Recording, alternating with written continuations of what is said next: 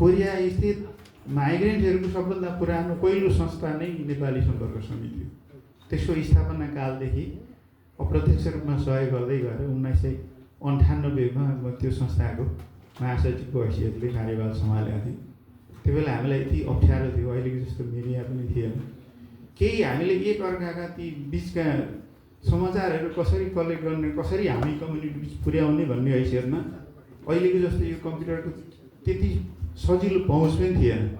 हामी बेलुका ड्युटी सिद्ध्याएर बेलुका कोठामा बसेर हातले लेख्थ्यौँ पत्रिका, हातले लेखेर त्यसलाई 7 देखि 8 पन्नाको लेखेर अनि फोटोकपी गरेर त्यो बेला सुरुमा हामीले 200 वनमा बेचेर भए पनि कम्युनिटीमा पत्रिका एउटा माध्यम पुर्याउने। त्यसको पहिलो नाम थियो नेपाली सन्देश भन्ने लाग्छ, अहिले त्यो निस्किन छोड्या जस्तो लाग्छ।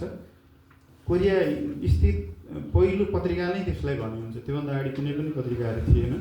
पछिबाट बौद्ध परिवारले एक दुईचोटि निकालेको मलाई थाहा छ र म यो महासचिव भइसकेपछि हामीले पहिलोचोटि कम्प्युटरमा टाइप गरेर कलर पेपर एउटा निकाल्दा त्यसलाई फोटोकपी गरेर अनि विभिन्न यस्ता कार्यक्रममा महिना दिन 2 महिना 3 महिनासम्म त्यही पत्रिका हामी बाँडेर हिँड्थ्यौँ। त्यो दिन पनि थिए। अब आज यहाँ धेरै साथीहरूलाई त्यो कुरा मलाई सेयर गरिदिनु मन लागेको थियो, खैर हामी छैनौँ, हाम्रो सोसियल मिडियाले पुर्यायो भने त्यो दिन हुँदै अहिले आएर अब हेर्नुहोस् हामी प्रविधिले हामीलाई कहाँ पुर्यायो। अब पहिला त्यो हिसाबमा पनि हामीले यो त्यसमा भएको कम्युनिटीलाई सचेत गराएर यहाँका सानातिना समस्याहरू समाधान गर्दै आएका थियौँ। तपाईँहरूलाई म एउटा सम्झाउँ, म एनसिसीमा महासचिव भएकै बेला जापानिज भएको 98सम्म पुग्नेछौँ।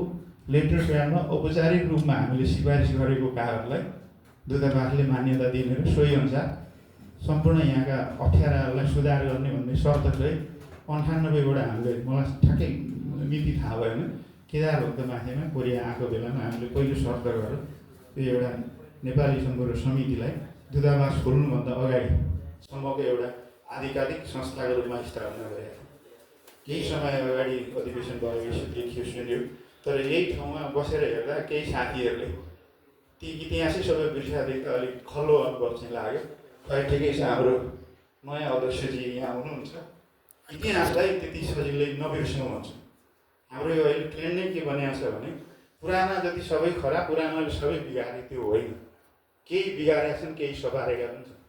हामीले सत्य कुरालाई गर्नेलाई हौसला पनि दियौँ, पुरानबाट सिक्ने हो, इतिहासबाट हामीले सिक्ने हो। गाली गरेर केही पनि बिजट निकाल्दैन, नराम्रोलाई नराम्रै भन्ने हो, छोड्ने हो, बिर्सिने हो, राम्रोलाई लिएर जाने हो। र अहिले नेपालको राजनीति त्यही हिसाबले अगाडि बढ्दैछ। मलाई लाग्छ हामी सबैले सोचे जस्तो, आशा गरे जस्तो देश बनोस्, हामीले आफ्नो ठाउँबाट सघाउँ, हेरौँ, पर्ख्यौँ। अहिले गाली गजल पनि नगरौँ, सकारात्मक सुझाव दिउँ, सजाग दिउँ। कमसेकम हामी पनि बन्नुपर्छ, हाम्रो देश बन्नुपर्छ भन्ने हो। यही शुभकामनासहित आजको यो कार्यक्रमको पूर्ण सफलतासहित तोकेको तपाईँको कार्यक्रम अन्तिमसम्म बस्नु नपाउँदै म हिँड्नुपर्ने कन्डिसनमा छु, त्यसको लागि क्षमा माग्दै यही बिदा हुन्छु।